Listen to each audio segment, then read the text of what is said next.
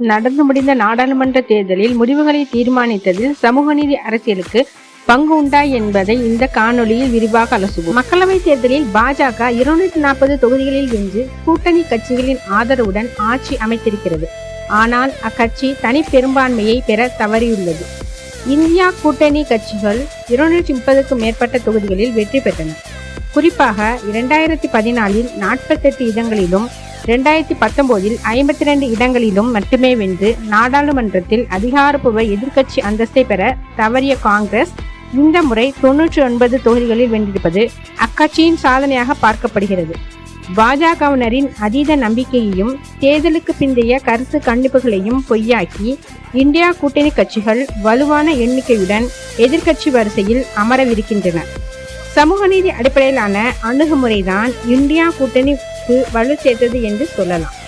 இந்த தேர்தலில் பாஜக மிக வலுவான செல்வாக்குடன் ஆதிக்கம் செலுத்துவதாக கருதப்பட்ட உத்தரப்பிரதேசம், ராஜஸ்தான், ஹரியானா ஆகிய மாநிலங்களிலும் சிவசேனா, தேசியவாத காங்கிரஸ் ஆகிய மாநில கட்சிகள் இரண்டும் பிளவுபட்டுள்ள மகாராஷ்டிரத்திலும் இந்தியா கூட்டணிக்கு கணிசமான வெற்றி கிடைத்திருக்கிறது. இதுவே தேர்தல் முடிவுகளை தீர்மானித்திருக்கிறது. பாஜக அரசு ஆட்சி செய்து வரும் உத்தரப்பிரதேசத்தில் சமாஜ்வாதி கட்சியும் காங்கிரசும் முறையே 37 மற்றும் 6 தொகுதிகளில் வென்றுள்ளன. 2019 தேர்தலில் 62 தொகுதிகளை கைப்பற்றியிருந்த பாஜகவின் எண்ணிக்கை 33ஆக குறைந்துள்ளது. அயோத்தியில் ராமர் கோயில் கட்டப்பட்டது பாஜக அரசின் மிகப்பெரிய சாதனையாக முன்வைக்கப்பட்ட நிலையில் அயோத்தியை உள்ளடக்கிய ஃபைசாபாத் தொகுதியில் பாஜக தோல்வி அடைந்துள்ளது. பொது தொகுதியான ஃபைசாபாத்தில் சமாஜ்வாதி கட்சியின் தலித் வேட்பாளர் அவதேஷ் பிரசாத் வெற்றி பெற்றுள்ளார். ராஜஸ்தானில் 2023 டிசம்பரில் நடைபெற்ற சட்டமன்ற தேர்தலில் பாஜகவிடம் ஆட்சியை பறிகொடுத்தது காங்கிரஸ். 2019 மக்களவை தேர்தலில் மாநிலத்தில் காங்கிரஸ் ஆட்சியில் இருந்தபோதும் மொத்தமுள்ள 25 மக்களவை தொகுதிகளையும் பாஜக வென்றிருந்தது. ஆனால் இந்த முறை பாஜக 14 தொகுதிகளை வென்றிருக்கும் நிலையில் காங்கிரஸ் 8 தொகுதிகளை வென்றிருக்கிறது.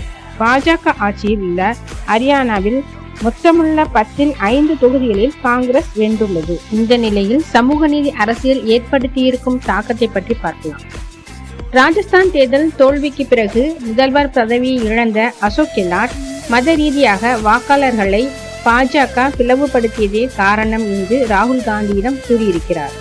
ஆனால் அந்த தேர்தலில் பாஜகவுக்கும் காங்கிரசுக்கும் இடையிலான வாக்கு விகித இடைவெளி சுமார் 2% என்பதை சுட்டிக்காட்டிய ராகுல், வாக்காளர்கள் பிளவுபட்டிருந்தால் இது எப்படி சாத்தியம் என்று கேள்வி எழுப்பியிருக்கிறார்.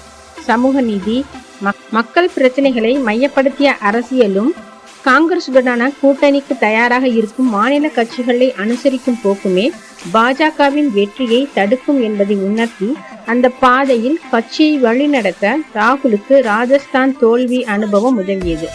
காங்கிரஸ் கட்சியின் தேர்தல் வாக்குறுதி அறிக்கையில் சாதிவாரி கணக்கெடுப்பு, இடஒதுக்கீட்டுக்கான 50% உச்ச வரம்பு நீக்கப்படும், 30 லட்சம் அரசு பணிகள் நிரப்பப்படும் என சமூக நீதியையும் வேலை வாய்ப்பையும் மையப்படுத்திய வாக்குறுதிகளுக்கு முக்கியத்துவம் அளிக்கப்பட்டது.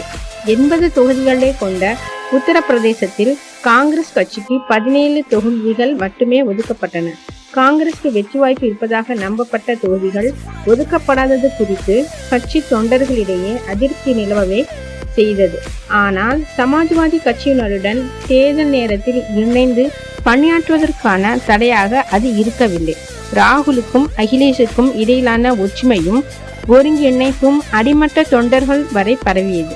இது 2 கட்சிகளுக்கும் இடையில் வாக்கு பரிமாற்றம் சரியாக நிகழ்வதை உறுதிப்படுத்தியது. மேலும் 2 கட்சிகளும் இணைந்து சமூக நீதி திட்டங்கள், வேலை வாய்ப்பின்மை பிரச்சினை ஆகியவற்றில் கவனம் செலுத்தின.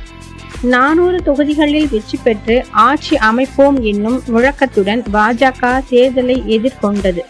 அத்தனை தொகுதிகளில் வெற்றி பெற்றால் அரசமைப்பு சட்டத்தை மாற்றி விடுவார்கள் என்னும் பிரசாரத்தை ராகுலும் அகிலேஷும் இணைந்து முன்னெடுத்தனர். பாஜகவின் ஃபைசாபாத் வேட்பாளர் லல்லு சிங் அரசமைப்பு சட்டத்தை மாற்ற வேண்டும் என்றால் நாடாளுமன்றத்தில் நமக்கு 3/2 பங்கு பெரும்பான்மை இருக்க வேண்டும் என்று பிரச்சாரத்தின் போது பேசினார்.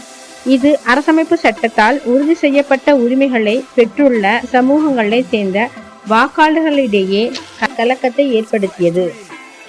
அம்பேத்கரை நினைத்தாலும் அரசமைப்பு சட்டத்தை மாற்ற முடியாது என்று தேர்தல் பிரச்சாரத்தில் மோடி உறுதி அளித்தாலும் அது வாக்காளர்களின் அச்சத்தை போக்கவில்லை என்பதையே தேர்தல் முடிவுகள் காட்டுகின்றன. இதர பிற்படுத்தப்பட்ட வகுப்பில் பல்வேறு சாதிகளை சேர்ந்த வேட்பாளர்களுக்கு 32 தொகுதிகள், பட்டியல் சாதியினருக்கு 16, உயர் சாதியினருக்கு 10, இஸ்லாமியர்களுக்கு 4 என தொகுதிகளை ஒதுக்கினார் அகிலேஷ். இதன் மூலம் சமாஜ்வாதி கட்சி யாதவ் மற்றும் இஸ்லாமியர்களுக்கு மட்டுமான கட்சி என்னும் விமர்சனத்தை முறியடித்தார். உத்தரப்பிரதேச அரசு பணிகளுக்கான தேர்வில் வினாத்தாள் கசிந்ததால் தேர்வு முடிவுகள் ரத்து செய்யப்பட்டன. இது வேலை வாய்ப்பின்மை பிரச்சினை குறித்த இளைஞர்களின் அதிருப்தியை அதிகரித்தது. இதோடு இடஒதுக்கீட்டுக்கு ஆபத்து என்னும் அச்சமும் சேர்ந்து கொண்டது. இதனால் முந்தைய தேர்தல்களில் பாஜகவுக்கு வாக்களித்த இடஒதுக்கீட்டு பிரிவினரில் கணிசமானோர் இந்த தேர்தலில் இந்தியா கூட்டணிக்கு வாக்களித்துள்ளனர். காங்கிரஸ் ஆட்சிக்கு வந்தால் பிற்படுத்தப்பட்டோர், பட்டியல் சாதி, பட்டியல் பழங்குடியினருக்கான இடஒதுக்கீட்டை பறித்து இஸ்லாமியர்களுக்கு கொடுத்து விடுவார்கள் என்கிற பிரதமர் மோடி உள்ளிட்ட பாஜகவினரின் பிரச்சாரம் ஈடுபடவில்லை. ராஜஸ்தான், ஹரியானா, மகாராஷ்டிரம் ஆகிய மாநிலங்களில் ஆளும் கட்சிகள் மீதான விவசாயிகளின் அதிருப்தி இந்தியா கூட்டணி கட்சிகளுக்கு கிராமப்புற பகுதிகளில் வெற்றி வாய்ப்பை பெற்று தந்துள்ளது.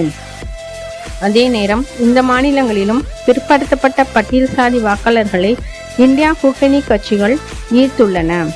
சமூக நீதி அரசியல், அரசமைப்பு சட்டம் குறித்த அச்சம் ஆகியவை இந்த மாநிலங்களிலும் தாக்கம் செலுத்தி இருப்பதை இதிலிருந்து உணர முடிகிறது.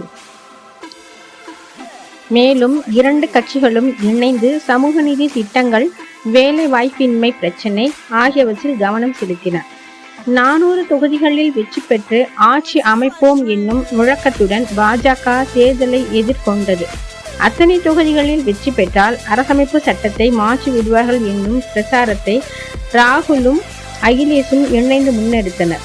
பாஜகவின் ஃபைசாபாத் வேட்பாளர் லல்லு சிங் அரசமைப்பு சட்டத்தை மாற்ற வேண்டும் என்றால் நாடாளுமன்றத்தில் நமக்கு 3/2 பங்கு பெரும்பான்மை இருக்க வேண்டும் என்று பிரச்சாரத்தின் போது பேசினார். அரசமைப்பு சட்டத்தால் உறுதி செய்யப்பட்ட உரிமைகளை பெற்றுள்ள சமூகங்களை சேர்ந்த வாக்காளர்களிடையே கலக்கத்தை ஏற்படுத்தியது.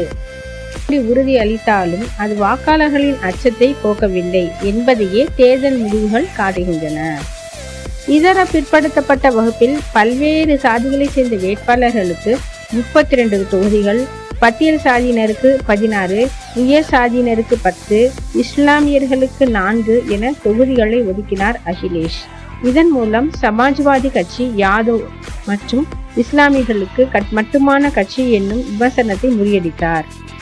உத்தரப்பிரதேச அரசு பணிகளுக்கான தேர்வில் வினாத்தாள் கசிந்ததால் தேர்வு முடிவுகள் ரத்து செய்யப்பட்டன. இது வேலை வாய்ப்பின்மை பிரச்சினை குறித்த இளைஞர்களின் அதிருப்தியை அதிகரித்தது.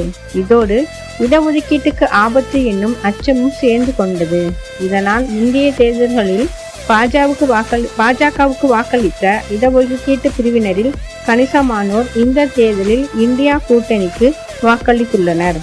காங்கிரஸ் ஆட்சிக்கு வந்தால் பிற்படுத்தப்பட்டோர், பட்டியல் சாதி, பட்டியல் பழங்குடியினருக்கான இடஒதுக்கீட்டை பறித்து இஸ்லாமியர்களுக்கு கொடுத்து விடுவார்கள் என்கிற பிரதமர் மோடி உள்ளிட்ட பாஜகவினரின் பிரச்சாரம் ஈடுபடவில்லை. ராஜஸ்தான், ஹரியானா, மகாராஷ்டிரம் ஆகிய மாநிலங்களில் ஆளும் கட்சிகள் மீதான விவசாயிகளின் அதிருப்தி இந்தியா கூட்டணி கட்சிகளுக்கு கிராமப்புற பகுதிகளில் வெற்றி வாய்ப்பை பெற்று தந்துள்ளது. அதே நேரம் இந்த மாநிலங்களிலும் பிற்படுத்தப்பட்ட பட்டியல் சாதி வாக்காளர்களை இந்தியா கூட்டணி கட்சிகள் ஈர்த்துள்ளன.